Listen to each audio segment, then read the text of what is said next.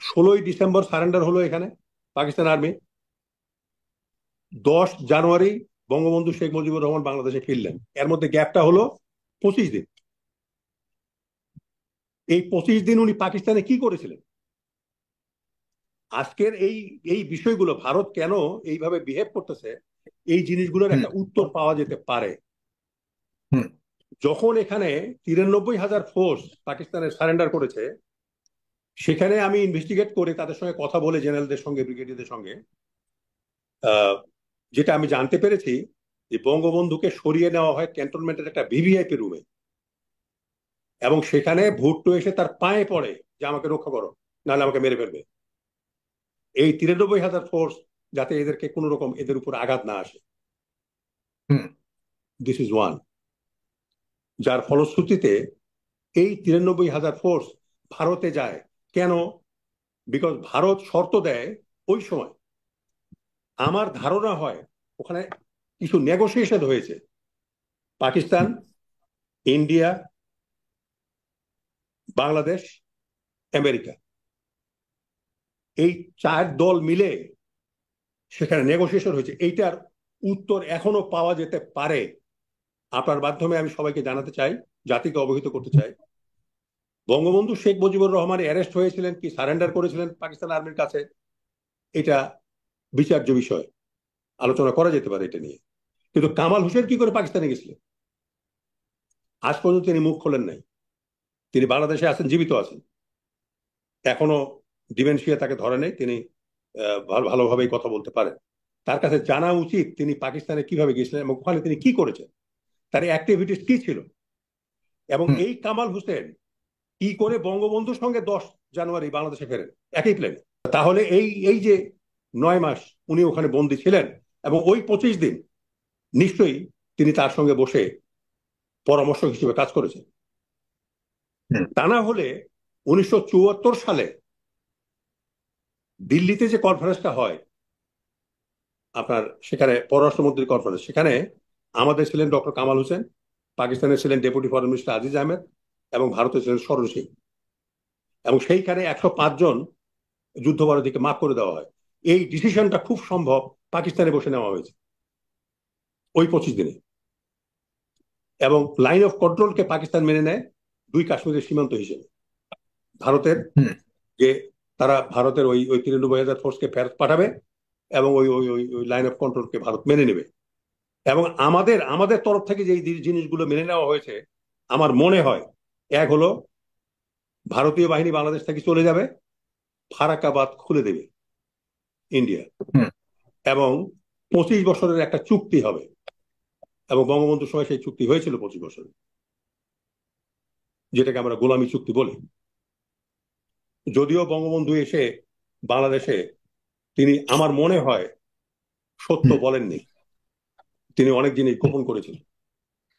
এই বিষয়গুলো একটা কমিশন গঠন করে ইমিডিয়েটলি ইনভেস্টিগেট করা করা উচিত, যে সেখানে কি হুম। হয়েছিল। দেখেন, আমরা আহ, স্বাধীনতার পর থেকে ভুল করেছি। তো স্ট্র্যাটেজিক মিস্টেক কারেক্ট করা যায় না, কৌশলগত ভুল কারেক্ট করা যায়। যেমন পাকিস্তান থেকে যখন রাজধানী আইয়ুব খান সরিয়ে নিয়ে গেল ইসলামাবাদে, বললো যে পাকিস্তানের এক কোনায় করাচি, সেইখানে সমুদ্রের পাড়ে রাজধানী। আমরা বাঙালিরা 97% ভোট দিয়ে পাকিস্তান সৃষ্টি করেছিলাম। আমরা মেনে নিয়েছিলাম যে সমুদ্র পথে অল্প পয়সায় যাবো, রাজধানী থেকে কাশ্মীরে ফিরে চলে আসবো।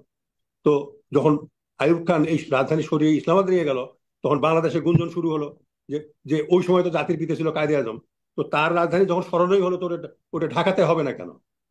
শুরু হলো আন্দোলন, 6 দফা, 11 দফা, 69-এর গণ আন্দোলন, এই এর পদত্যাগ, আপনার আইয়ুব খানের পদত্যাগ, এই এর ক্ষমতায় আসলেন, 71 সালে দেশ স্বাধীন হয়ে গেছে। তা আপনার স্ট্র্যাটেজিক মিস্টেক আপনি কারেক্ট করতে পারবেন না।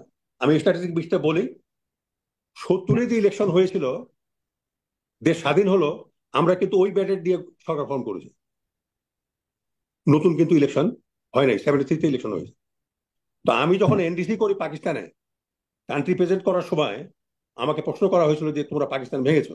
তাই আমি বলছিলাম আমরা পাকিস্তান ভাঙি নাই, পাকিস্তান আমরা ভাঙি নাই। কারণ হলো হুম। আমরা ছিলাম মেজরিটি, তোমরা হলে মাইনরিটি। তো তোমরা ইলেকশন হলো 71-70 সালে, শেখ মুজিবুর রহমান মেজরিটি লিডার হলেন, তোমরা ক্ষমতা দাও নাই। হ্যাঁ, আমাদের উপর তোমরা যুদ্ধ চাপিয়ে দিলে 25শে মার্চ। আমরা মেজরিটি পাকিস্তানি, মাইনরিটি তোমাদের পাকিস্তানের সঙ্গে যুদ্ধ করে তোমাদেরকে হারিয়ে দিলাম। দেওয়ার পরে ওই ম্যান্ডেট নিয়ে আমরা সরকার ফর্ম করেছি। আমরা তো নতুন ইলেকশন করি নাই। তো পাকিস্তান ভাঙলো কোথায়? পাকিস্তান তো ভাঙে নাই। একটা কথা আমি বলি, বঙ্গবন্ধু শেখ মুজিবুর রহমানকে হত্যা করার জন্য যারা দেশি বিদেশি ষড়যন্ত্র করেছিল, তারা বোধ হয় একটা জিনিস ডিসাইড করেছিলেন যে আওয়ামী লীগ দেশ দেশ চালাবে, দুর্বল হাতে এটা শাসিত হবে। কাজে তার 2 মেয়ে যখন বিদেশে থাকবে ওই সময় তাকে হত্যা করতে হবে। এই জন্য তার বংশে কোনো ছেলে মানুষকে জীবিত রাখা হয়নি। এই জন্য অনেকে বলে যে রাসেলের বয়স ছিল 10 বছর, ওই ছেলেটা কি অপরাধ করলো? তার অপরাধ হলো সে ছেলে, তার ভাগ্নেকে অন্ত হত্যা করা হয়েছিল। তারপর দেখেন জি রাসেলের এই যে জিয়াউর রহমান, উনি বাংলা উচ্চারণ করতে পারতেন না ঠিক মতো। বাঙালি দেখেন নাই, বাংলাদেশে উনি বেশি সময় থাকেননি। এই যে স্বাধীনতা বিরোধী তাদেরকে তিনি ক্ষমতায়ন করলেন, বাংলাদেশ উল্টো দিকে হাঁটতে শুরু করলো। তারপরে যেসব অফিসার বাংলাদেশে থেকে, আর্মি অফিসার আমাদের বিরুদ্ধে যুদ্ধ করেছিল কিংবা যুদ্ধে যায় নাই, লুকিয়েছিল, এই অফিসারগুলো পাঠালো পুলিশ ঠিক করার জন্য। আরে আর্মি অফিসারকে কিন্তু, এটা এটা আমি এত দীর্ঘ আলোচনায় যাব না, আর্মি জি অফিসারকে কিন্তু সিভিল বানানো যায় না। এরা জি মরবার সময় অ্যাটেনশন হয়ে মরে। না, এখন আপনি আমরা আমাকে একটু আজকে সময় দেন, সময় আজকে নরেন্দ্র মোদীর জি একটু সময় দিতে হবে আমাকে। এই কথাগুলো জানা দরকার যাতে। হুম, আর্মির লোক অ্যাটেনশন হয়ে মারা যায়। এই আর্মি অফিসাররা ওখানে গিয়ে পুলিশকে মিলিটারাইজ পুলিশকে করলো। পুলিশের ব্যারাক তৈরি করে দিল, পুলিশের সার্ভিস দিল, পুলিশকে বলে ফ্ল্যাগ দিল, স্টার দিল, তারপরে স্টিক দিল, অফিসার ম্যাচ দিল।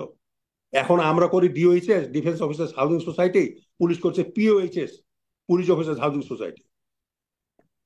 বুঝতে পারছেন আপনি? শোনেন, দূর থেকে যখন একটা গাড়ি আসে যুদ্ধের মাঠে বা যেখানে আর্মি ডিপ্লয়েড আছে, ও যদি একটা তারকা থাকে তাহলে বোঝো এটা ব্রিগেডিয়ার সাহেব আসতেছে, এবং হাফ সোয়ালো টেল, যে উনি ব্রিগেড কমান্ডার। যদি সোয়ালো টেল 2টা স্টার থাকে তখন বলবে যে ডিভিশনাল কমান্ডার ইজ কামিং। যখন 3টা স্টার দিয়ে কোনো ফ্ল্যাগ আসে, ফ্ল্যাগ কার আসে বা জিপ আসে, তখন বলে যে কোর কমান্ডার ইজ কামিং। আর যখন রেক্টাঙ্গুলার জি উইথ 4 স্টার বলে chief army commander is coming. Police কি কমব্যাট ফোর্স? পুলিশ কি কমব্যাট ফোর্স নাকি? বলেন আপনি আমাকে। হুম, এইগুলো করে বাংলাদেশের সর্বনাশ হইলো। তারপর জি আসলে ওনার স্ট্র্যাটেজিক মিস্টেক হলো জেনারেল ইরশাদকে চিফ অফ আর্মি স্টাফ করা। জেনারেল ইরশাদ যুদ্ধ করে নাই, যুদ্ধের সময় এখানে ছিলেন, এখান থেকে পাকিস্তানে চলে গেছেন।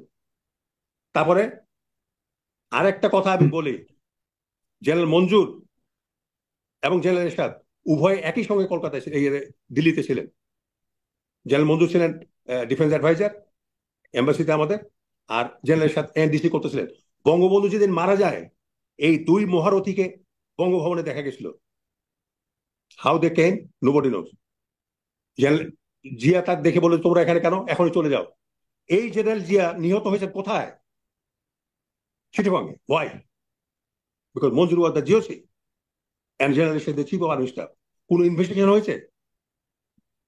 হুম, হয় নাই। মুক্তিযুদ্ধ ডজন ডজন মুক্তিযুদ্ধ অফিসারকে বের করে দেওয়া হলো, 13 জন খেতাব প্রাপ্ত মুক্তিযোদ্ধাকে হত্যা করা হলো।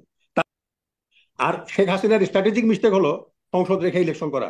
আমাকে মাহবুব সাহেব বলবেন, আপনার এখানে বসে আমি বলেছিলাম যে আওয়ামী লীগকে 70 গজ মাটির নিচে ঢুকিয়ে দিয়েছে। এ হয়েছেও তাই। আরেকটা জি স্ট্র্যাটেজিক মিস্টেক উনি করেছেন, আমাদের যে চিকেন নেক, এই ফেরি নদীর উপরে ভারতকে ব্রিজ করতে দিয়েছেন উনি। তার মানে 5 মিনিটের মধ্যে ভারতীয় বাহিনী বাংলাদেশের মধ্যে ঢুকে যাবে, আর ওইটা কেটে দিলে পুরো চিটাগাং গন। হুম, এর জন্য তো ফাঁসি হওয়া উচিত আপনার শেখ হাসিনার। আজকে যারা বলে হাসিনার শাসন চাই, তাদের জিপ কেটে দেওয়া উচিত বাংলাদেশে। They do not have any right to stay in Bangladesh. তাদের জিপ কেটে দেওয়া উচিত। বাংলাদেশের এই যে স্ট্র্যাটেজিক মিস্টেক করছে, this cannot be corrected man. You cannot correct it,